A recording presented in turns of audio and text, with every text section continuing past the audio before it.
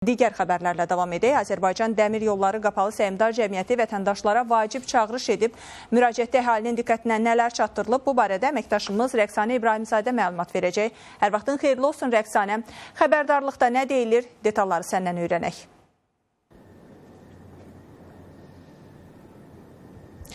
Salam, hər vaxtınız xeyir olsun. Bəli, vurğuladığınız kimi yollarda təhlükəsizlik qaydalarına əməl edilməsi zəruridir. Çünki belə olan halda müxtəlif qəza riskinin qarşısını almış olaraq belə Azərbaycan Dəmir Yolları Qapalı Səhmdar Cəmiyyətdə təhlükəsizliklə bağlı vətəndaşlara müraciət ünvanlayıb. Həmin müraciətin detallarını hazırda ilə qonağım Azərbaycan Dəmir Yolları Qapalı Səhmdar Cəmiyyətinin İctimaiyyət Əlaqə İdarəsinin müdürü Bəxtiyar Hacıyevdən əldə edəcəyik. Xoş gördük Bəxtiyar bəy. Buyurun, müraciətin detallarını sizdən eşidək.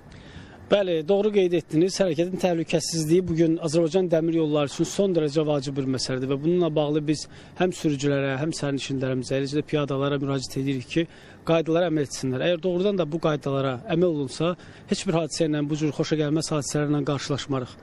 Azərbaycan Dəmir Yollarında hərəkətin təhlükəsizliyinə ən birinci təhlükə yaradan amillərdən biri qatarın qarşısına qəfil insan çıxmasıdır. Nəzarətsiz buraxılan heyvanların çıxmasıdır. Yəni, əgər insan başa düşsə ki, bu yol qatarın yoludur və bundan istifadə, bu yolu keçmək üçün müəyyən edilmiş yerlərdən keçmək lazımdır. Və təbii ki, biz bu hadisələrlə qarşılaşmarıq. Yəni, bunu anlamaq lazımdır ki, qatarın hər hansı manevr etmə imkanı yoxdur. Qatar sürətlə gəlirsə, onun tormozlama məsafəsi var. Yəni, qatar anında tormozlayıb dayana bilmir. Hətta o döngələrdə belə bir tormozlama əlaməti olsa, edə bilsə belə, bu artıq sərnişinlər üçün hətta qatarın reysdən çıxması kimi bir faciə ilə nəticələnə biləcək bir hadisə ilə qarşılaşa bilərik. Ona görə də sərnişinlər, həm içəridə qatar heyəti, sərnişinlər bu həyəcanı yaşayırlar, qorxu yaşayırlar. Eyni zamanda bizdə elə maşinistlər var ki, təsəvvür edin, belə bir hadisələrdən sonra psixoloji olaraq özlərinə gələ bilmirlər. Bu amillər var. Yəni, hətta dəmir yollarında fəaliyyətinə dayandıran bir maşinistlər də olub Azərbaycan Dəmir Yollarının tarixində ki, bu hadisələrlə qarşılaşıb insan psixoloji olaraq hazır ola bilmir. Ona görə bizim sərnişinlərimizdən, ümumiyyətlə vətəndaşlarımızdan çağırışımız odur ki, dəmir yollarını mütləq və mütləq dəmir yol keçidlərindən keçsinlər. İstər yeraltı, istər yerüstü, istər bərabər səviyyəli keçidlər olsun. Mütləq keçərkən, yəni burada keçid varsa mən mütləq keçməliyəm deyə bir qayda da yoxdur.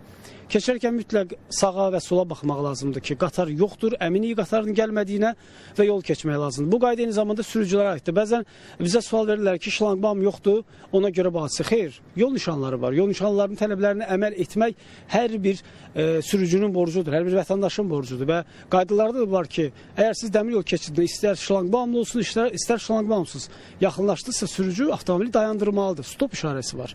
Sağa sola baxmalıdır. Bəli, qatar yoxdursa hərəkətinə davam edə bilər. Yəni qatarın yolu qatarın yoludur. Burada heç bir halda ikinci tərəfə yol verilmir. Qatar keçəndən sonra artıq icazə verilən yerdən bu yola davam edə bilərlər. Bir daha sərnişinlərimizdən, piyadalarımızdan, bizim mülkdə vətəndaşlarımızın xahişimiz budur ki, xoşagəlməz hadisələrlə qarşılaşmamaq üçün bunu heç kim istəmir. Bizim maşinistlərimiz də, sərnişinlərimiz də bu hallarla qarşılaşmamaq üçün mütləq və mütləq dəmir yol keçidlərindən keçmək lazımdır. Və mütləq bunu qeyd edeyim ki, qulaqlıqdan istifadə edək dəmir yol keçməsinlər. Bəzən qatarlar, maşinistlər siqnal verir, eşitmirlər. Bax, bu faciələrə səbəb olur.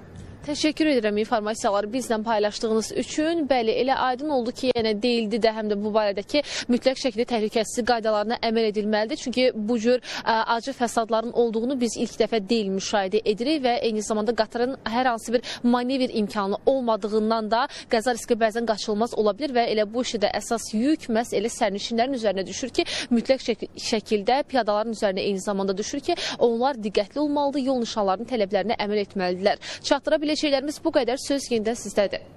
Təşəkkürlər Rəqsanə.